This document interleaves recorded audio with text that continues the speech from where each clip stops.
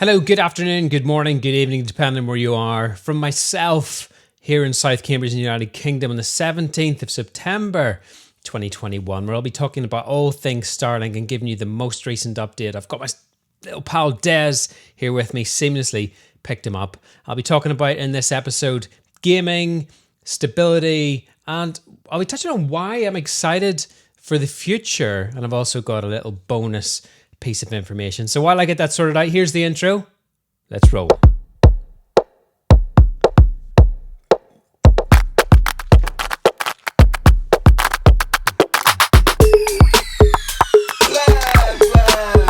Yes, thank you very much for being here and watching this sometimes pointless episode content, but I do talk about Starlink. Speed tests are, as usual, running in the corner. The first thing I'm going to talk about is gaming. Gaming, I'm going to split into two parts. So I'm going to split into primary gaming, and then I'll touch on secondary gaming. So first of all, primary gaming is when you have a console or a device and you're gaming directly from that. So the game is loaded onto that device, such as an Xbox or a mobile gaming. And then you connect to the internet, obviously, for online gaming, and you play that way. So first of all, mobile gaming, it is much better than it was. It's stable enough. I get maybe one or two dropouts a week. Now, in terms of gaming time that I spend, I play Clash Royale a lot, especially when I'm exercising. I'll have it on while I'm on my exercise bike, and I'll play easily an hour a day. And I've noticed there's maybe one or two dropouts a week while I'm connected to the wireless mesh system that I have set up here. And for those of you who are interested, that's a mesh Asus AI Wi-Fi 6 type setup. I'll put what I have in the description at the bottom, but it's been good. It hasn't been a problem. Now, Xbox, I've played Xbox quite a bit over the last few nights. I played FIFA, Battlefield, etc. yesterday and last night. And I struggled with FIFA. There was some bars that went orange and a couple of times where I lagged out but didn't stop the game. My players just went flying across the screen. I was playing Become a Pro because that's clearly what I've always wanted to do. But in terms of stability on that, it's good. Now, Battlefield was fine. There was no issues in terms of lag, etc. Gears of War, same, absolutely fine. Ping was sitting around 40 to 50, which isn't great. You won't get to host on those connection speeds and that ping, but it's very playable. Now, moving on to secondary gaming, what I mean by that is where you play a cloud-based gaming platform. So, for example, I had a company called Cloud Gaming Extreme reach out and asked me to record some footage for their channel using the network, and they provided me an access to Google Stadia. I've never used Google Stadia before, and I sat down yesterday and put a lot of time into trying to play Google Stadia, and it was tough because I got everything set up. It was fine. I was playing on my Xbox controller, which was, dead easy enough to set up, but I just couldn't play the games. It just kept saying your network is too unstable. It won't let you in, and this became a real problem to the point where I decided I didn't want to do it. So I thought it was maybe an issue with the platform itself. Also, just out of interest, here is the spec of my Mac. So you know that it's a decently spec'd machine. And then I tried the Xbox Cloud Gaming via my Mac, and it was the same. I tried Gears of War on that, and you'd turn and it would take ages for the screen to react, and it really, really struggled. What I haven't tried, though, on this is on a mobile device to see if that's any better, and I'll try that later on today when I've got a bit more time. But the issue is that secondary gaming is a real struggle on the system. Now, it's not my network. I did try my network, and I'm having a look around. I've got my network set up around me here. And I was wired in LAN. There was nobody else on the network. There was no other devices actively connected to my network. So it wasn't that. It wasn't the Mac. As I said, I've showed you the spec of that. And I also tried it on our MacBook Air. It's a bit older, but it still managed to perform a very similar, if not worse, on Google Stadia. So that's the update on Gaming, it was a struggle. Primary gaming, okay. Secondary gaming, not so much. So moving on to stability and performance, we've been on the same firmware. Now this is the longest time I've had firmware, here it is here, since I've had Starlink. They would update it very, very frequently in the earlier days. I know some people have jumped ahead on firmware. I think there's been 2 or 3 releases, but in the last 2 weeks I've been stuck on this firmware. There has been no updates. Stability itself is fine. There's not many outages. I don't have much downtime. In fact, I have this week cancelled my secondary ISP, which was quite painful. Zen were one of the best internet service providers that I had, but because it was FTTC and they couldn't match Starlink speeds, it was inevitable I would have to leave and I wouldn't pay the extra money per month for that service.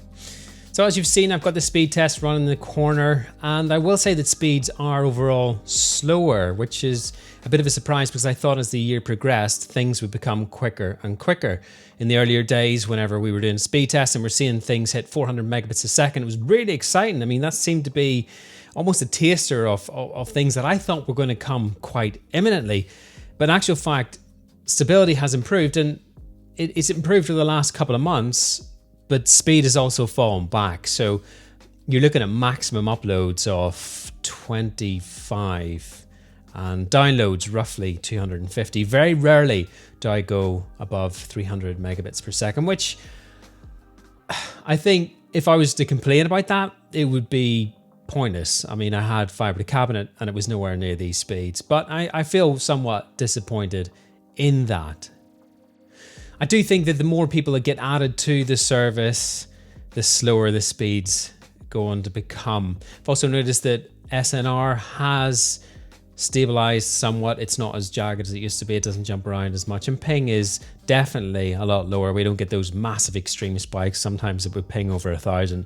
Now it sort of sits around 100 to, well, 23 is the lowest I've had, and it goes to 100. So it's been pretty decent in terms of ping and SNR. I will say that weather has had zero impact on my service where I am positioned in the United Kingdom. We don't get extreme weather, however, they would have you believe it's extremely warm. It's really not that bad. And also the wind, etc. It's nowhere near like the rest of the world. We don't get the extreme cold either. So weather has had zero effect on my performance. And also pigeons, I touched on that last video, pigeons have zero impact, and that includes their poo. We have got a massive pigeon problem, and that causes no issues to my connections. I don't get any obstructions whatsoever now. Gone are the days of phantom obstructions, thankfully. There does seem to be issues around Facebook still, and that is active within the current firmware. And as I said, I'm a couple behind on firmware. Facebook does buffer a little bit. Starlink have said that this is an issue with Facebook and not with their service. And that also applies to Instagram. You'll try and be watching the video and it'll just crap out. Quite like Aussie Man, makes me laugh a lot, and it just buffers a lot, and it's hard. When you look at the download speed, it shouldn't really be happening, so there must be a bit more to that. And then finally on speed and stability, Netflix, etc., they're all fine. They all work very well. Never get any buffering, especially with things like BT Sports or anything where I love football, EPL, soccer, whatever you want to call it. And it works brilliantly. So it immediately jumps to 4K. You don't get any of this stepping up in terms of service grading. So overall speed and stability is much better. Speed, it's all right. And that sounds, again, I'm going to say it again, that sounds like I'm being really ungrateful. It's good. Yep, it's good. So that brings us on nicely to the future and why I'm excited about it. I feel that we're at the point where things are going to change. There's this article came out and it's been published in a few different places, but we did have the launch last week, and wasn't a surprise, but I didn't know about it. I haven't been following the launches that close. And these are the SATs version 1.5. And they have interlaser links, which will improve overall performance, I think, and ground stations will become less of a necessity. Currently, there's 1,600 active satellites with 4,425 expected by 2024.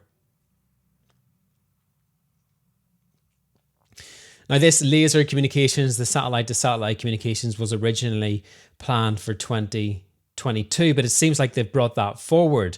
Now, what that means is that our service should improve dramatically, and it also eliminates the need for ground stations. I think, as I said earlier, I feel the more people they add to the service, the worse individual service becomes. Not worse in terms of stability, purely speed. So I think that's a reason to be optimistic and quite excited for what the end of the year will bring. Once these things come online, normally takes about 3 months, we should start to see quite a big difference. And we could see those blistering speeds that we've had a taster of in the early days. Now for the bonus piece of material, Ryan Kerr, he featured in the last video, and he is out of cell. Now this might interest some of you. Ryan has mounted his Starlink dish and he was struggling with the obstructions, as you can see in the images that he provided. Now what he's done is he's changed his service address, and all of a sudden this went from a service that was pretty terrible, very patchy, to something that is probably a bit better than the one that I have, and I'm in an active cell. So that makes you wonder how it operates in terms of cell distribution, location, etc. And yeah, I think that's a really interesting slant on thing, and a little bit of bonus information there just to finish off today's episode. So jumping on to the quick summary before I finish here. Gaming primary is okay, and it is usable, but do expect dropouts. I think it's foolish to think you won't get any sort of dropouts. Secondary gaming, not currently. I don't think it works, and you can certainly, if you got a feedback on any recommendations, anything that I could do you think might make that better. I don't think it's the machines or anything I use, but please feel free to share that, and I'll try and make it work. Stability, it's still better than FTTC, so I can't really complain. It has less dropouts than it did have, which is great. Cancelled my ISP, as I said, my secondary ISP, but I'm disappointed with the speed drops.